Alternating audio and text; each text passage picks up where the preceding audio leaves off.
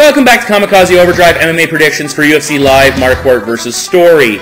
Two things to touch upon before getting into the main card is that yes, once again I'm wearing the colors of the Boston Bruins, which can only mean one thing. They are the 2010-2011 Stanley Cup champions, coming back to defeat the Vancouver Canucks in 7 games after trailing 2-0 and 3-2 in the series, and they were led by Conn Smythe winning goaltender Tim Thomas. So congratulations to the Bruins for a great season. I can hardly wait for next year. Secondly, I have a couple of events to touch upon. I went 7-1 at UFC 131, and then I followed that up with a 4-1 record for Strikeforce Overeem versus Verdum, which included my upset pick of Jorge Masvidal. I think I called that fight almost perfectly, saying that Masvidal's striking will be as good or better than KJ's, and his use of more variety in his stand-up, combined with takedowns scattered throughout the bout, would result in a decision victory. So I improved my Strikeforce record to 13-10 and my overall record to 107-45, which has me at just over 70%. Moving to the now, we have UFC Live taking place on June 26, 2011 on free TV from the Consol Energy Center in Pittsburgh, Pennsylvania. I will be providing predictions for the 4 main card fights, and please check out the scroll bar at the bottom for a number of prelims that I'll be providing picks for. And one final thing, before I get into my predictions, I addressed this in my last podcast, but I want to touch upon it one more time. Thank you to all my loyal followers. You know who you are. My videos have steadily increased in views from when I started out, and I'm quite grateful for your support and the messages. I always try and respond or send comments to you when you send one my way. For those people who send me IMs and posts on the boards about the length of my videos, please move on. I have no intention to change my format. I do too much research and effort to simply flip the camera on, smile pretty, and predict a fight without any real justification. Covering an entire event in less than 5 minutes. If you don't want to take the time to watch my videos, you don't have to. I've had a couple of bad nights or off predictions, but for the most part I think I've done well and my record speaks for itself. So if you want to keep watching those short prediction shows that are the equivalent of throwing baloney at the wall and seeing if it sticks or falls off, by all means continue. But I won't be changing my format for anyone anytime soon. Okay? It's time to get to the predictions.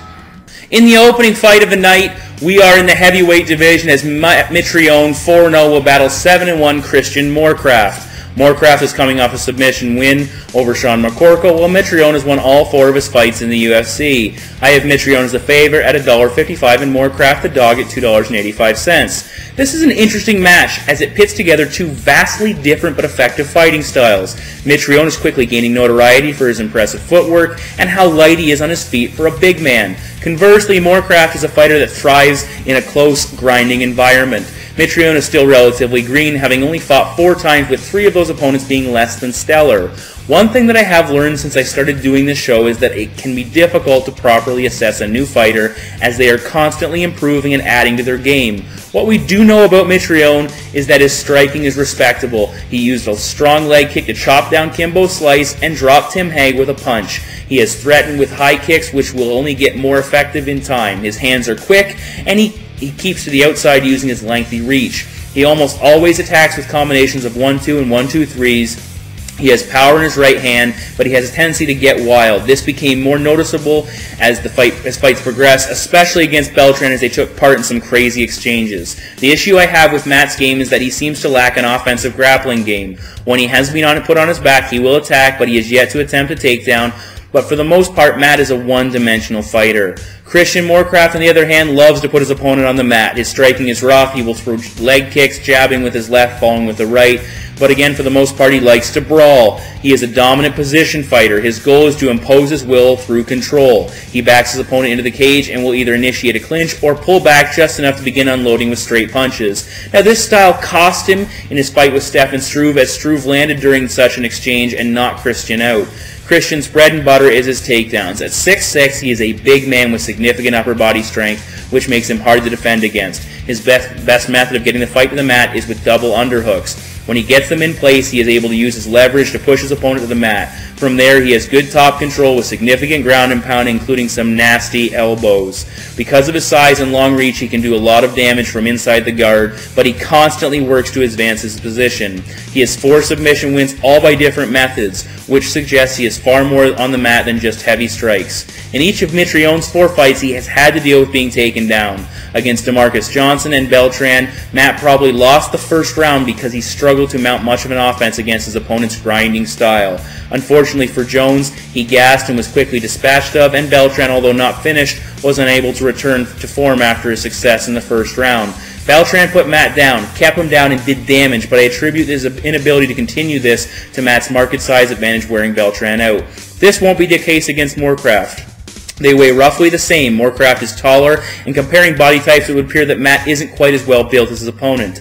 If Mitrione can keep the fight at a distance and strike, he is capable of winning. But if he can't stop Morecraft from closing the distance, which no one has been able to so far, he will be in tough. This will probably be an unpopular pick amongst some, but my prediction is Christian Morecraft to defeat Matt Mitrione by submission.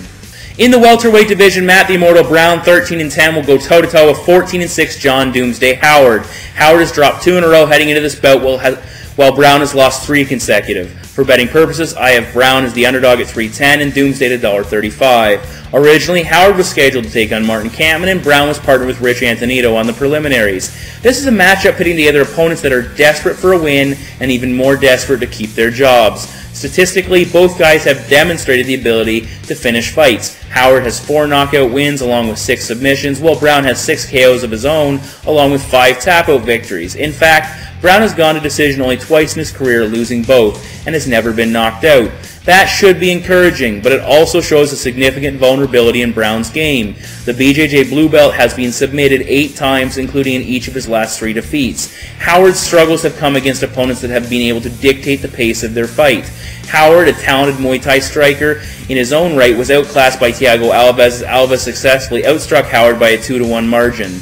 In his previous bout, it was Howard's inability to stay on his feet that resulted in his defeat. Jake Ellenberger continually put Doomsday on the mat, completing 5 takedowns and keeping John on his back, doing serious damage with his ground and pound. Out of all of this, one thing is certain. One losing streak is going to end and one will continue. So let's see if we can figure this out. Having revisited a number of Brown's fights, he doesn't do anything really well. His striking is serviceable, and his submission game can get the job done, but the threat of being tapped out should make Brown hesitant to go to the mat. He doesn't attempt a lot of takedowns, averaging less than 1 attempt per UFC fight. In the striking department, I'm not a huge fan of Matt's style. He has a tendency to press forward with his hands down and his chin out, lunging when he strikes. He has never been knocked out, but against Chris Lytle, Brown got stunned, which eventually led to the submission. John Howard has solid striking skills. He has good low kicks and likes to lead with a heavy left hook. In the grappling department, he has completed 71% of his takedowns in the UFC, and combine this with the BJJ purple belt, and he certainly possesses a threat on the mat. Now, Brown will be the bigger fighter and will possess a 4-inch reach advantage. In his last couple of fights, he has got off to good starts, but faded and was eventually put away. I would expect a similar start to this fight, as Howard will struggle early to find his range. That being said, I expect Howard's superior technique to get the better of Brown, especially in the striking department. Brown has never been knocked out, but I think that Howard has the ability to change this. So my prediction is John Howard to defeat Matt Brown by stoppage. In event of the evening, Cheick Kongo 25-6-2 will take on 6-2 Pat H.D. Barry. Kongo is returning after a draw with Travis Brown, while Barry has alternated wins and losses to the tune of a 3-2 record in the UFC. I think the UFC veteran Kongo will be the betting favorite. I'll say around $1.55 and Barry at $2.15. First things first, Kongo enters this fight following surgery to repair a lingering back injury. He's been out of action since October 2010, and as always, long layoffs, especially following surgery or significant injury, can heavily impact a fighter's performance. Moving to the respective game plans for this bout, UFC.com has Barry's attack breakdown at 100% striking, so I would expect that Barry will be looking to exchange with Kongo. He has fast and powerful hands, and 5 of his 6 wins have come via stoppage. Even more impressively, 4 of those 5 TKOs were the result of kicks. Barry battered Beltran with low kicks, eventually dropping him near the end of the fight. When he wasn't attacking low, Barry threw a number of high kicks, not all landing, but his ability to throw these kicks with such ease forces his opponent to constantly be aware, potentially creating openings for something else. Now, Pat won't overwhelm opponents with sheer volume. In fact, both Beltran and Krokop outlanded Pat. Simply put, Barry's striking is quality over quantity. Pat is quite relaxed in the cage, sometimes too much, as his cornermen were starting to become concerned with his lack of activity in his last bout, wanting him to push the pace. Barry is the superior striker in this fight, but you can't write off Kongo's striking ability, as he has 9 career stoppages. In this bout, he will have a significant reach advantage in the range of 8 inches, which should help him tremendously. Kongo will use a lot of leg kicks, attacking the inside and outside of the leg, and he showed a dangerous body kick against Mirko Krokop. He will throw mainly straight punches, which he clipped and stumbled Cain Velasquez with on 2 occasions. Now, given the opportunity, Barry will use his leg kicks to chop the UFC vet down. That is, if he gets the chance. Beltran had his greatest success when he closed the distance and used the cage to control Pat. While HD is a dominating striker, he has next to no grappling experience. His 2 career defeats came via submission against 2 fighters not known for their grappling skills. To say the least, if Pat gets put on the ground, he is in trouble. Kongo only has 3 submission wins, and has also had issues in the past with the ground game, most notably against Velasquez. But he has shown a style of fighting that could make the difference in this matchup. Against Mirko, he continually put the kickboxer on the wall, held him there, and delivered significant damage with knees to the body and legs. He was also able to put Mirko on the mat and surprisingly transition to side control. Kongo is far from a grappling ace, and Barry has been working to improve this area of his game, but I think this really could be the deciding factor. Kongo will have a significant height advantage, which should provide him with some leverage in the clinch. I don't expect Kongo will want to absorb too many leg kicks from Barry, so he will try to close the distance and put Barry on the wall. From this point, Kongo will either look for the takedown or to keep Pat along the cage. He will need to remain busy to avoid a rep separation and try not to grab the shorts or knees to the groin, which he probably will anyway. I'm not a fan of Cheick Kongo, but my head tells me he has more dimensions to his game, so my pick is Cheick Kongo to defeat Pat Barry by decision. In the main event of the night, we have got Rick the Horror Story, 13-3, filling in for Anthony Johnson, taking on 34-10-2 Nate the Great Marquardt, who is making his welterweight debut. Marquardt has alternated wins and losses over his last 5, while Story has won 6 in a row. This is a tough one for betting odds. Based on experience, I'll give Marquardt the favorite status of $1.65 and Story at $2.05. The most poignant aspect of this fight is Nate Marquardt's weight cut and how much it will affect his performance. At 185, it was stated that Nate was cutting next to no weight, so based on that, the cut to 170 wouldn't be much different than what most fighters already do.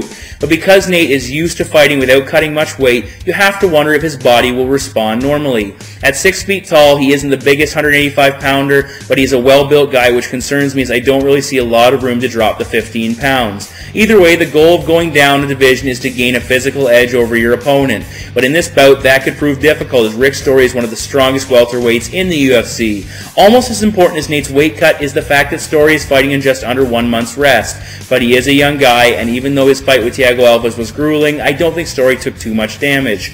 Okay, now let's get down to it. Marquardt was a beast at 185 with 8 knockouts and 15 submissions, only losing to the elite of the division, and tell us latest. He showed against Maia that he has one-punch knockout power. He has an array of striking tools in addition to his big right hand. He will use flying knees and all sorts of kicks. One of my favorite highlights of all time was when in all-in-one sequence, Marquardt threw 2 high kicks followed by a spinning back fist and right hook against Wilson Gouveia. His timing is good, he can counter-strike, and he's a patient fighter that waits for the opportune moment to explode. One issue he has had problems with is pressure. Chael Sonnen spent the entire fight backing Marquardt up and putting him on the mat, which frustrated Nate. Okami did an excellent job cutting off the cage and not allowing Nate to set up. And finally, Dan Miller had his best success when he closed the distance. For Rick Story to emulate this style, he won't have to change much. Against Alves, Story fought at a torrid pace, grinding him into the cage and on the mat, and really wore him down, not allowing Thiago to really get going. He's a physical fighter, backing his opponent into the cage, cutting off the angles. Story's striking is improving. He has heavy hands and can do a lot of damage in a pummeling fashion, attacking both the head and body. Rick's ground game is equally as punishing. His takedowns are difficult to defend against, and he completes one of every 2 attempts. On the mat, he has had success against a top-level wrestler in Johnny Hendricks, but Nate Marquardt presents some interesting challenges. Both Nate's takedown offense and defense are ranked at a solid 73%, and he's a second-degree black belt. In his defeat against Chael Sonnen, he constantly threatens with submissions from his back, and I would expect Rick will need to be careful should he put Marquardt down. When I originally heard that Nate was considering a drop to 170, I was concerned that the negatives would outweigh the positives. If Marquardt is affected by the weight cut, Rick Story's grinding style will exploit this. If Nate is not affected, I still like Story's aggressive style to keep Nate backing up like other fighters have done in the past with success. Story will keep Nate's back against either the cage or the mat all night, and I have Rick Story to defeat Nate Marquardt by decision. All right, here we go with Kamikaze Countdown. I called out John Fitch on the one of my last ones. I'm calling out another fighter for this one. Cheick Kongo. You're quickly developing a reputation for being the dirtiest fighter in the game. You knee people in the groins in the clinch. You constantly hold the shorts. Against Mirko Krokop, you admitted to kneeing him in the groin on purpose, stating that he was complaining about it, so you felt you'd deliver one for real in your books, so he knew what it actually felt like. You grabbed the shorts against Travis Brown to the point where you lost a point and ended up resulting in a draw instead of what should have been a victory. And you hid it from the referee. That's disgusting when we see fighters doing that. You know, when you're doing stuff, everyone can see that, and people just lose patience. You disrespect the referee. You are challenging the integrity of the game. Please clean up your act, and let's try and get through this next fight without looking like a total idiot. Next, people of Vancouver, speaking of idiots, coming off the Boston Bruins Stanley Cup win, trash the city. I would like to apologize on behalf of my fellow Canadians for acting like, I don't even know how to describe it. It was unbelievable how they acted, rioting throughout the city. And I know those aren't the true Vancouver Canucks fans. Either way, unacceptable. And finally, and the time's going to run up, but I want to talk about this because I'm not going to do a post-show. I watched the Strikeforce Verdun versus Overeem clip. That main event was embarrassing. If you are a BJJ practitioner, learn how to score a takedown. If you're a wrestler right now and have those takedowns, learn how to submit guys. You look at the difference between Fabricio Verdum and you look at Josh Barnett. Barnett put Rogers on his back and submitted him. Verdum butt-flopped all night and then sat there and prayed that Overeem would jump into his guard. That's pathetic. You're supposed to be the elite heavyweights of the division, or a lot of people were pushing this as one of the best fights in the heavyweight division in a long time. It was garbage. It really was. Overeem gassed. You know, I'm not even talking about him. He gassed from a lack of almost anything. You know, a little bit of confrontation here and there. But for Doom, that was disgusting. Go for the takedown, for goodness sake. You'd think I have incredible submission skills, so let's increase my ability to put my opponent on their butt and submit them.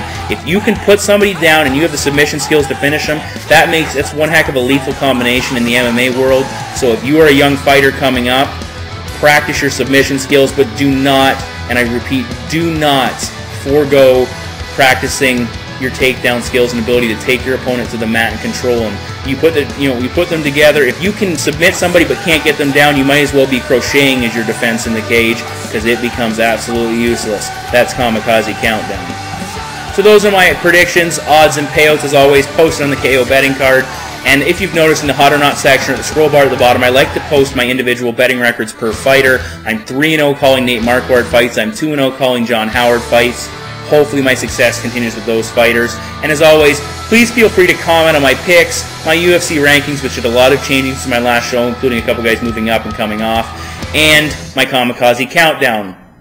Our next show will take place in the following weekend, UFC 132, Cruz versus Faber, which will be a fantastic card. As always, thank you for watching, and one last time, congratulations to the Boston Bruins, and I'm out of here.